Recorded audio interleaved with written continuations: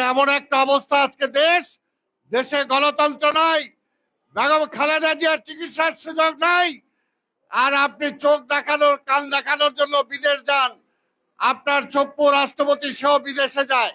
তাই আজকে বেশি বক্তব্য দীর্ঘায়িত করতে চাই না। এগুলো করে জনগণকে ভুল বুঝানো যাবে না। আজকে উপজেলার নামে একটা নাটক করতেছেন। নির্বাচন কমিশনকে বলবো, মাজায় যদি শক্তি থাকে, জাতীয় নির্বাচনেও তো আজকে শেখ হাসিনার ডিক্টেশনে আপনি নির্বাচন করেছেন। একই আওয়ামী লীগ থেকে 3-4জন প্রার্থী হয়েছে। নির্বাচন কমিশন কোথাও কি কোনো ভূমিকা রেখেছিলেন? আজকেও নির্বাচন কমিশন শেখ হাসিনা বলে উমুক দাঁড়াইতে পারবে, উমুক দাঁড়াইতে পারবে না, উমুককে দাও, এটা তার বলার রাইট কে দিল? এটা কি সংবিধানে আছে? এটা কি নির্বাচন কমিশন অ্যালাউ করতে পারে? একবারও তো নির্বাচন কমিশন মাথা সোজা করে কয় নাই যে আপনি শেখ হাসিনা, আপনি আওয়ামী লীগের সভানেত্রী হিসাবে এটা বলতে পারেন না। আবার বলে নিরপেক্ষ নির্বাচন করবে। অনতিবিলম্বে এই নির্বাচন কমিশন পদত্যাগ করা উচিত, যে নির্বাচন করতে পারে না।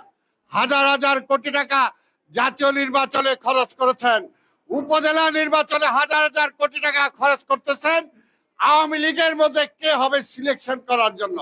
আবার বলে নির্বাচন। এই সমস্ত নির্বাচনের নামে ভাওতাবাজি এই দেশের মানুষ মানে না। তাই অনতিবিলম্বে আমরা জাতীয় নির্বাচন চাই, শেখ হাসিনার পদত্যাগ চাই, তত্ত্বাবধায়ক সরকার অধীনে নির্বাচন চাই। তাহলে আজকে নাসিরউদ্দিন পিন্টুকে যে হত্যা করা হয়েছে তার বিচার আমরা পাবো। জেলখানায় আমাদের অসংখ্য নেতা কর্মীদেরকে হত্যা করা হয়েছে, তাদের বিচার আমরা করতে পারবো। এই দেশের মানুষ খেতে পায় না। চালের দাম, তেলের দাম, ডালের দাম, মুরগির দাম, ডিমের দাম, সবজির দাম সবকিছু আকাশচুম্বী। আর আওয়ামী লীগ আর শেখ হাসিনা বলে কোনো দাম বাড়ে নাই। তাই আজকের এই সরকারকে পতন করা ছাড়া কোনো বিকল্প নাই।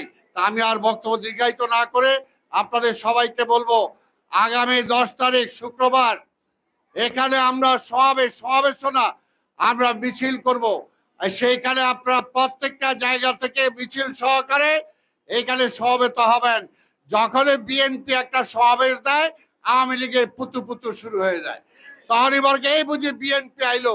যেখানে 28 তারিখে দেখছেন আপনারা কিভাবে আমাদের মহাসমাবেশকে ভণ্ডুল করেছে। আমাদের মহাসচিব সহ, মির্জা আব্বাস সহ স্থায়ী কমিটির নেতাদেরকে গ্রেপ্তার করেছে, আমাদেরকে তালিয়ে মেরেছে। এইখানে সিনিয়র যুগ্ম মহাসচিব, তার মধ্যে যেভাবে আন্দোলন সংগ্রামে ছিলেন তাকে আমরা ধন্যবাদ জানাই। আমাদের অফিস তালা দিয়ে দিয়েছিল, আবার বলে নির্বাচনে আসেন না কেন? তাই ভাইয়ের আমার, এই দলের প্রহসনের নির্বাচন, এই দলের অবৈধ একটা সরকার যে জোর করে পুলিশ, র্যাব, বিজেপি দিয়ে জোর করে আজকে ক্ষমতায় আছে, এই ক্ষমতা থেকে নামানোর জন্য বাংলাদেশের সকল শক্তিকে ঐক্যবদ্ধ হয়ে আজকে বেহায়াকে ক্ষমতা থেকে নামিয়ে একটা তত্ত্বাবধায়ক সরকার অধীনে যদি নির্বাচন দিতে পারি, তাহলে জনগণ বাঁচবে, দেশ বাঁচবে, পিন্টুর হত্যার বিচার আমরা করতে পারবো। আপনাদের সবাইকে ধন্যবাদ।